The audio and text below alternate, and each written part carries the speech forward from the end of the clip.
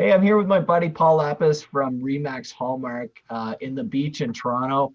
We play hockey together. Well, we did before the pandemic started. Yeah. So we were in a heated playoff battle, which got canceled. And anyway, so now we're meeting over Zoom to talk real estate rather than over beer in the change rooms. Yeah, So yeah. Well, anyway, how you doing, Paul? I'm good. It's good to be on the call with you and jump on this and see your face again. Yeah, exactly. Yeah, we had a good time. So yeah, Paul, I mean, I've got my webinar coming up tomorrow, which I know that you're a big fan of, but I mean, I'm seeing a lot of um, things in the like a lot of headlines that just make me scratch my head in terms of like, I saw one like prices are way down in Toronto, and I checked the source. I didn't really read beyond the headline. I just thought it was really weird, but I'm seeing a lot of buyers out there and not a lot of listings. What are you seeing right now? You know, you're right. A lot of I've been contacted by a lot of buyers, and really, I mean, the number one question that everyone's asking me right now is what's going on with the market, right? And that kind of reflects into what's my home worth. But essentially, it's they want to know with everything going on, what's happening. And I'm having kind of several Zoom calls a week with buyers and going through a whole kind of a snapshot of the market and what's happening. I can share that with you if I can just Sure, yeah. share the screen here. I think I got it set up for you to share. Okay. Yeah, no, it's ready to go whenever you're ready. Yeah, so I mean, it's good to know like the real information rather than just these like headlines, which is like, the whole market's going to crash, which it doesn't feel that way to me, but I don't know what you're seeing in terms of the beach and like the greater I'll show Toronto you. area. It's good to break down the numbers, and this is why I like to break it down further than the headlines and just understand really what's happening. Yeah, I'm going to scroll through this, and I'll talk a bit about what I'm seeing here.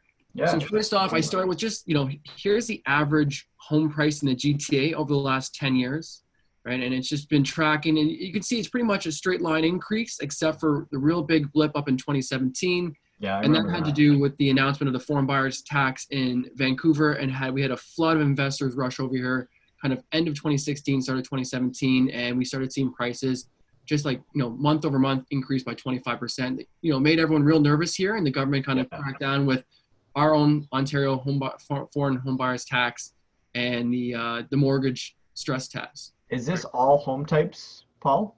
This is all home types across the GTA.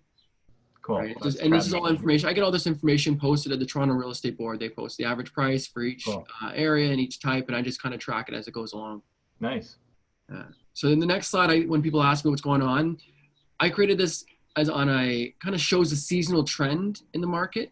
And you can see every color represents a different year and the number of transactions that happens on a monthly basis. So you can see there's kind of a seasonal pattern where we see most of the sales happen in the springtime, usually a little deep in the summer as everyone takes off. And then in the fall, when the school year comes back, we see another pickup in sales. But just drops right off in the winter, right? Like we're all inside hibernating, like forget this. Yeah, December, January, people kind of just hibernate and we get locked away here. Yeah.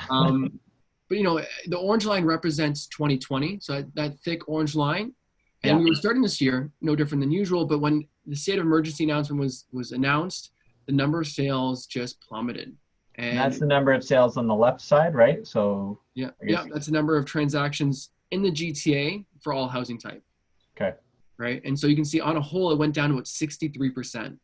Where we should be up at like closer to 13,000, we're down at like 3,000 something right now. Exactly. All right. And so that's what's making a lot of headlines. And that's what people say, oh, I guess the market is doing poorly because the number of sales that are happening. And when I jump into on a weekly basis, it kind of shows you the change. And I have house here and condos. So it's on a weekly basis as we see the number of houses starting to sell, pick up. And then it just dropped at the state of emergency announcement. And then we've kind of reached a new plateau. And you can see the same thing for condos. It did the same. It's starting to pick up a little bit more for condos. This is number of sales, right? These are number of sales. And the darker lines represent previous years. So where we're usually at compared to where we're at now. Right. And now the reason why this hasn't led to a dramatic change in price really is due to the fact that the number of listings have come down just as much as the number of sales have. So here's the average price on a monthly basis. It's also seasonal. And, we can see the different colors. The orange line, it started to come down a bit, but we're still above 2019 prices. So that blue line is 2019. The high yellow one was 2017 at the peak, but Mhm. really 2020 started off strong, and we've kind of tempered back month over month, but year over year, we're still above last year. So we And a lot, usually see some sort of price dip in the summer and the winter, like it kind of does a bit of a wave. We just had this big wave when everybody was living in their house for 2 months in a row, right? exactly. So it's been more of an external pressure, and what's happened is because the number of listings have dropped just as proportionate. So here's the number of home listings that are coming out this year. You can see it's also dropped um, significantly, and condos as well. Number of listings, the amount of inventory that's out right now is limited. And so when the number of listings drop in proportion to the number of sales, we didn't change. We're still in a seller's market. So that chart you see on the right there is the ratio of sales to new listings. And this is kind of the biggest determinant of whether or not we're in a seller's market, a balanced market, or a buyer's market. Yeah. So the But fact do you think that people would, so I've heard a lot of people talk about, well, people have lost their jobs and they're not going to be, people aren't going to be able to afford the same number of jobs. You're not seeing that, I'm assuming. Like, and I'll jump to a few slides on that as well, but essentially, as I've kind of been following the financial markets and the headlines and reading the articles myself, trying to dissect this information, the largest impact to job loss right now is in the hospitality industry and really the under 24 age demographic segment. Uh, mhm, and really our largest first time home buyer segment is between the 24 to 44 age range, okay, and they've been the least impacted by job loss. So right. we're actually I'm seeing a big push for first time home buyers come out more than I've seen recently. Is that everyone that's contacting me is kind of looking into mortgages, looking to buying the property now. Is this the right time to buy? Yeah, I'm seeing the same thing. People are curious now. Like they think that, I think people are getting the idea, it's good value. They don't want to rent anymore. They're stuck in their small condos. Maybe they can afford to buy, and now might be just that push that they needed. And maybe there's a deal to be had, and maybe there was, we saw that at the start, like there was a lot of unknown at the start of the pandemic. I think there probably was a few deals to be had, but I'm not sure that's the case anymore. There was some apprehension, some sellers who maybe were nervous about where it was going to go. This is so new to a lot of people, and they don't know what to expect. So a lot of I think there were some deals there as sellers were a bit more distressed. Now we've gotten more into a stable pattern, whereas sellers are just holding off and not listing. Right? They're nervous about having numerous buyers come through their property. Buyers are getting a little more comfortable to come out and see properties, but there's just not enough listings for them to see, and so we're seeing prices stay relatively competitive, like the return of bidding wars for certain neighborhoods. Even condos, I've been in a few bidding wars recently for condos, so I've seen them, prices stay stable and competitive, and really it's the shift in the type of buyers that we're seeing. So last month, the Toronto Real Estate Board put out the stats for the year over year condo sales, and it was down 4%. So did condo prices actually come down 4%? Well, when I broke it down based on the size of the unit, the average price had actually gone up year over year. And it's because we're seeing more smaller units sell. So those smaller units are bringing down the average on a whole. Mm, But really those smaller units have gone up about 4 to 7% year over year. So if right. you're a condo buyer and you're buying between 500 to about a million, it's still relatively competitive for condos. I think that's where the majority of people are buying, right? Like Yeah. that's the sweet spot. Yeah. So again, certain price points in certain neighborhoods are experiencing different things. So if you're a condo over $1 million, right, the buyer for that pool is limited. Certain house price points I've seen in certain neighborhoods also slow down, but the large, houses anywhere from a million to 1.5, and condos under a million are still moving. Right. Cool. And Yeah. Me too. this jumps into my house purchasing price by range behavior. And so this is something that our office put out and was tracking the type of house purchasing being purchased before kind of the announcements of COVID and after. And Mhm. it kind of goes to say that really the dark line represents kind of April 2020, and you see a larger proportion of buyers buying at the lower price ranges. So this is A for lot of houses first-time home between, buyers. yeah, right? Again, so this is the first time home buyers that are coming out and buying at the lower price points, around $1 million, under $1 million. Those numbers have increased. Where the over a million to 1.5, that ratio has decreased. Where's And it's the the same. where's the $200,000 to $400,000 properties? That's outside. Those are like the outskirts of the or Toronto and the GTA. Right. Okay. Uh, I so thought you yeah, had something in the beach for me. no, unfortunately, I do not. No. This is the condo prices showing a similar behavior for those, again, the $400,000 to $600,000 condos, Yep. and a larger pool of people are buying in that demographic right now. And that's kind of what I'm experiencing on the ground as well. Yeah. Right. And this is where we're talking about the majority of first-time home buyers, which represents, 64% between the 25 to 34, and then 34 to 35 to 44, which makes up about 84% of first-time home buyers. They're the ones that are, and you can chart here, least impacted by job loss right now. So I think they feel secure being home, working from home. Their position has shifted, but they haven't necessarily lost their job. I'm finding the older demographics, the ones that are able to move up, they don't have a significant mortgage. They're less concerned about the financial impacts. They have a little bit more equity to save up to withstand any kind of recession period. And so they're just holding off from upgrading. Whereas a first-time home buyer, like I said, that demographic is out right now shopping, looking for opportunity. Right. Where the biggest effect has been with the younger generation that may be in part-time roles or, server type roles in restaurants, which are all closed right now. So that would have a major impact on their income. Exactly. Yeah. Yeah. That's really insightful, Paul. Yeah. So those are, that's what I've been kind of looking at.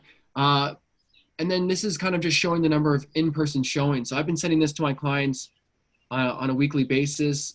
Our broker bay system that tracks showings, right? In the States, they have showingstime.com. And it just shows you how at the start of this, where showings were at, how it literally the in-person showings plummeted at the announcement after May 23rd. And we've been every week increasing in terms of number of people coming out and seeing properties. It's funny, like March 12th, which is not kind of in the middle here, was when the NBA canceled their season, or they suspend. And that's like when my life changed. I'm like, okay, the Raptors aren't playing. This is real. And I started like panicking. So it's good to see that that's kind of where the drop off where everybody else felt it too, I think. Yeah, I had some listings that came out on that March 23rd. We were trying to beat the rush and get it staged and out. And as soon as that announcement was made, it really impacted showings. Again, like the average showings for that first, couple weeks of the state of emergency announcement was, I called probably about 25 agents, said, hey, what are you seeing on your property? Like, you guys sold, or you listed, what kind of activity you're seeing? And like on average, we were seeing about 4 to 5 people come through a property, which is nowhere near what you'd see during the typical spring market. So I agree. Right now, the hot property, the good properties in Toronto are now seeing an average of 40 to 60 in-person showings. That's crazy. So buyers, and these are typically for vacant properties too. So the sellers have removed themselves from the property as a way to kind of be safe and have buyers come through, especially at that rate. Yeah. But again, that goes into, we're doing a whole bunch of different stuff to keep in-person showings as safe as possible. That's really, I love this chart. Just really gives us a sense of, you could change this to consumer confidence, like in terms of like where consumer confidence is, and being the blue line. Like it was at a pretty big high in early March, and we were really starting to gallop in the market, and then things just dropped right off. And you can kind of feel it returning. And the dot on the right here is probably Saturday at Trinity Bellwoods Park. Like that's the where the consumer confidence is kind of starting to regain. People are outside again. Yeah, and exactly. I'd imagine that this is going to continue trending upwards, and we're going to maybe not get back to the early March numbers, but I think that confidence is going to start to return, and we're going to start to see hopefully more listings. Yeah, that's the big thing, is when the sellers will start being confident to have buyers come to their place. And right now the vacant properties are easiest to show, and they're confident that they can list their property and sell. Right. I think that's kind of what we're both seeing, the same thing, is a return of a lot of buyer confidence, less so in the seller side. That's neat. Okay, so I'll jump out of here. Yeah. So, I mean, yeah, that's kind of a snapshot. And as I talk, I'm following different economists and see where they've seen things go in terms of recovery. And really, I even talked to a lot of my peers who've been in the industry. I've been in for the last 10 years. And so guys that have been in it in the 80s and the 90s and seen other recession periods. And, the overall consensus is that when the recession's not caused by real estate, there's confidence that comes back to real estate quickly. So in '08, when the lending practices in the US caused a crash there, housing was slow to recover. In the late '80s, during that housing bubble, again, consumer confidence was slow to come back to the housing market. But during the 1990 dot-com crisis or the OPEC oil crisis, housing is kind of a safe asset that people return to. It's one of the last things they want to give up, and something that everyone needs at the end of the day. It's the only asset you can live in too. Yeah, exactly. Yeah, no, it's interesting. I think I think the fall will be really interesting. And unless there's some like huge second wave of COVID-19, I think like we'll have a delayed spring market in the fall. Like, the delayed NBA or NHL seasons. It's just, we're going to have a champion. It's just going to be a little bit later than usual. Exactly. Yeah. What do you, number 3 question I'm getting from a lot of people is really about mortgages. So what are you seeing in the mortgage world?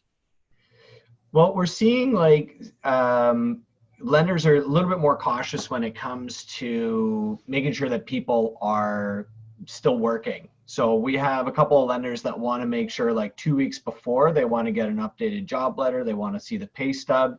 Where usually that's something we can satisfy that condition a lot earlier in the process. Mm-hmm. They want to know that they're working like closer to when they're going to fund the mortgage. Other lenders still have those practices in place where we can ensure that we can get the income situation out of the way. We can make sure that they're working. But rates are as low as they have been ever. Yeah. And so it's not a bad time in terms of borrowing money. If you're working, if you're confident you're going to continue working, and many people are, then it's a pretty good time to buy. We just need a lot more supply. Yeah. Yeah. So would you recommend buyers get pre-approved at this time? Like, is this definitely. Yeah. Okay. Might as well. Like if we can lock in a low rate for 120 days and some more supply starts to hit the market, that takes you into the fall basically, of being able to be active, make sure you're getting it. So regardless of what's going to happen with the rate, you can still make sure that you're getting a good pre-approval and getting out there and start buying, because maybe you'll see something that, now's the time essentially. Yeah. Fantastic. Okay. Yeah. Well, I was going to ask you have a webinar tonight or tomorrow night. Yeah, depending on when we post this, but it's Wednesday. It's Wednesday, May 27th, and we're going to be talking at 7 o'clock. We're going to be on Zoom, and we're going to be talking about how to crush debt. So a lot of people have a mortgage. Maybe they're in a position now that they're saving all this money because they're not going out, they're not doing as much stuff. You can pay off some of your debt a little easier. So we're going to be talking about different strategies for paying off a mortgage. We're going to be talking about different strategies on how to pay off some high interest debt. Maybe that's using your line of credit to be able to do that and just put yourself in a better cash flow position. It's it's a good one. It's an interesting topic that a lot of people don't know a lot about. Yeah, I think it's fantastic. I just had clients that bought a condo this weekend, and that was it was further down in their timeline, but because they're home, all their trips got canceled. Yeah. Right? All their other plans, their eating out bill came right down. Again, young 20, 30-year-olds. Yeah, and they just saved up 20% and they were ready to go. They're like, okay, let's buy now. I just saved all the money. It's amazing that happened, right? Like if you cancel all your plans, you can buy a house, and then that's going to put more money into your pocket. So there has been some silver linings for people, for sure. I think it's really important to look at how to pay down debt, especially, the articles I'm reading and the amount of debt people are taking on. It's important that we look at the best practices to bring that debt down and make it. Definitely. You mentioned you read, there's a few economists that you follow. Do you have any favorites that you'd like to share, or that you always make sure you go back to? I've been following KCMP. They're posting now bi-weekly, but they were posting now weekly. And they're economists in the US that are basically tabulating the 16,000 plus economists and their opinions, and they tally where they think the market's going to grow. And then they take things like Goldman Sachs and the Bank of America and say, where do we think this recovery is going to look? Is it going to be a V curve, a check? The new word is the check mark recovery, or the W. So I reach out to a few of my financial broker contacts that are following the market closely and seeing how that can be Cool. tied to the economy. That's good. I mean, it's a big KCMP. I'm going to check that out. I haven't followed that one before. So it's good to stay on top of it. I mean, you're in a position that you're making recommendations on some big financial decisions for people. So being able to be confident and here's what we're seeing that's going to happen, that's really smart. Yeah. And we're going to try to do this every week, right? So we're going to try to kind of go through things and probably not exactly like this, but we'll check in and we'll post to Instagram TV, I guess. Yeah, absolutely. And talk about different things. Looking forward to it, Sean. All right. It's good catching up with you, Paul, and hopefully we're out on the ice soon. Yeah, hopefully sooner than later. All right, buddy. I'll talk to you later. You too. Take care.